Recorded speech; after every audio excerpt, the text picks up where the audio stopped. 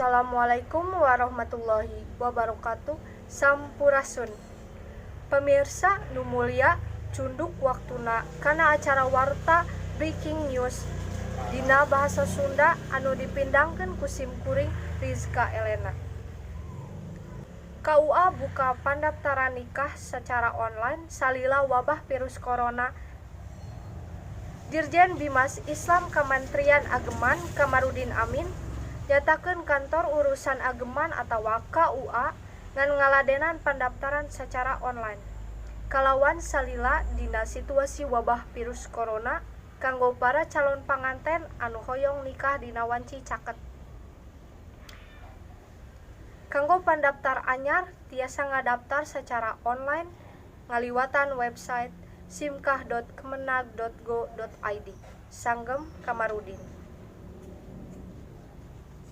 Kanggo ayeuna margi kawijakan WFH kanggo sadaya pegawai Kemenag dugi tingkat KUA mangka pangladen pencatatan nikah dilaksanakeun kanggo aranjeunna anu tos ngadaftar.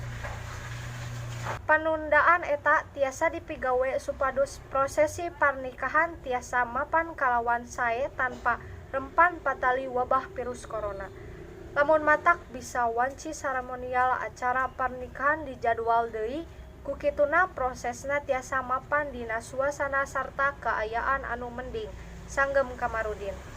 Katut nyaeta tahapan anu kedah dipigawe calon panganten wanci ngadaftar layanan pencatatan nikah secara online nu kahiji akses simkah.kemenag.go.id, kadua klik daftar nikah, katilu pilih nikah di mana, kaopat asupkeun data calon pameget sarta calon istri, kalima checklist dokumen, kagenep asupkeun nomor HP, katujuh upload foto, kadalapan cita buktos pendaftaran. Wilujeng tepang deui di lain waktos. Simkuring Rizka Elena pamit mundur. Wassalamualaikum warahmatullahi wabarakatuh.